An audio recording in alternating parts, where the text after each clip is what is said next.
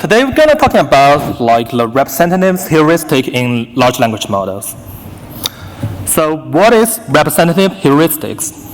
So here is one experiment known as the Linda problem devised by Tversky and COLM. So I just leave a few seconds for people to read this question and maybe you have your own answer.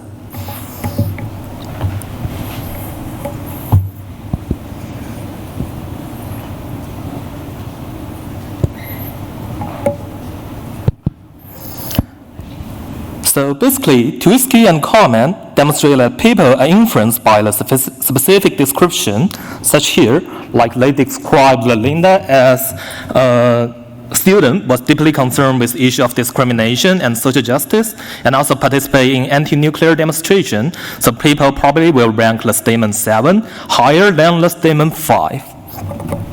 However, statement 7 combines the statement 5 and additional event. So this means that from a statistical perspective, 5 is more likely to occur than 7 because it is more general and less restrictive. So Tversky and COLM introduced this phenomenon as the representative heuristics, which involves estimating the likelihood of event by comparing it to an existing prototype in our minds. People even know the basic statistical principle, we're still getting wrong with this kind of question. This kind of heuristic do offer a convenient shortcut in decision making, but align with intuitive thinking. But this can also lead some decision making error, and language model may also have this problem. So this figure basically demonstrates our finding in this study. So we do find that model is able to answer the statistical prototype question. So we call this SPQ here. And yet it tends to fail the representative heuristic question. We call this RHQ here. The SPQ and RHQ are intrinsically equivalent, where SPQ is expressed statistically and RHQ expresses the same statistical logic in a scenario.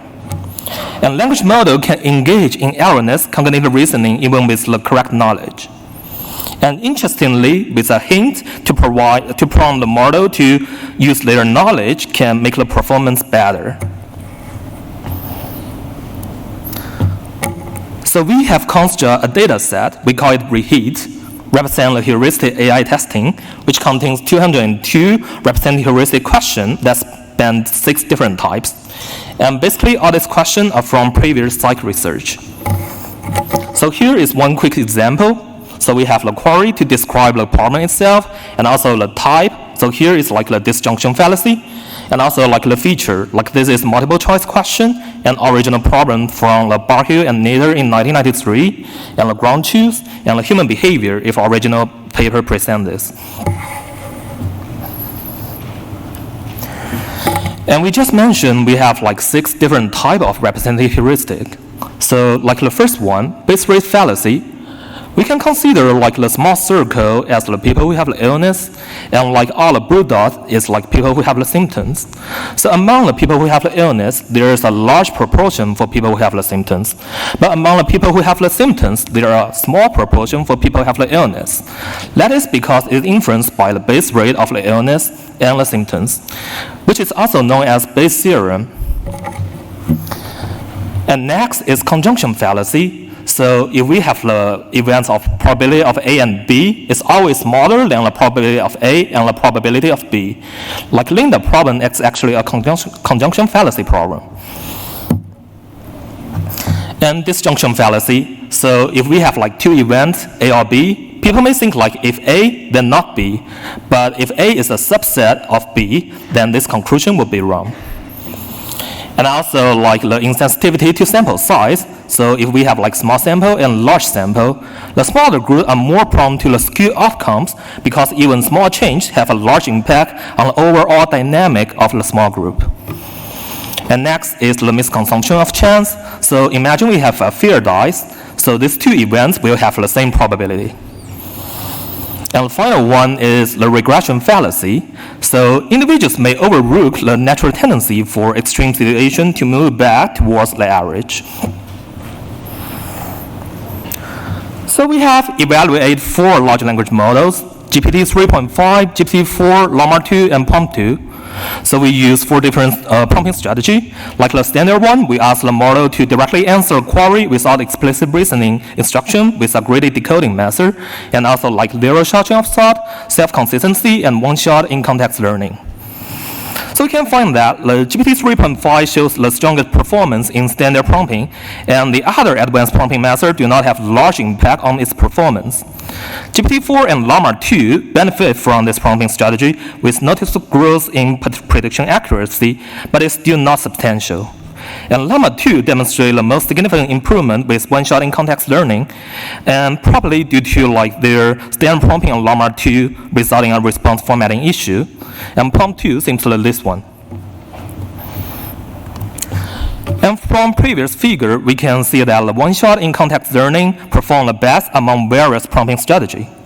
This also raises our curiosity, like providing more example can further improve the model performance. So we report the K-shot here. So from the K from 0 to 5, we can find that the GPT-4 and Llama 2 experience a noticeable improvement in accuracy from adding example in context.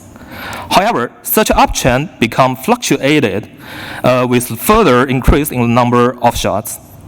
And in contrast, prompt 2 do not display a clear pattern of improvement with additional example.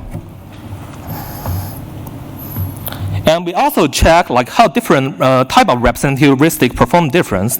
Actually, I should put a table here, but you can check the table in the paper.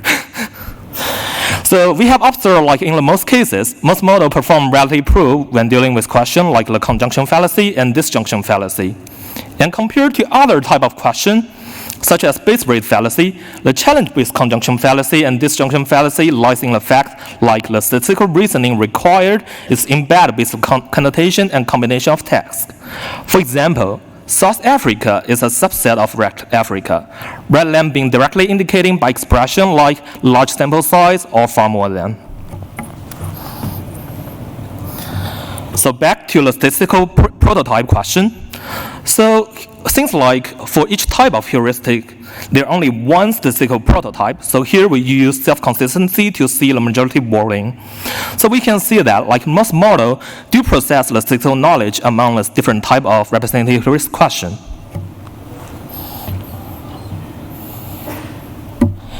And also, we kind of like interesting beyond the prediction. So will the model also do the reasoning correct and also get the outcome correct?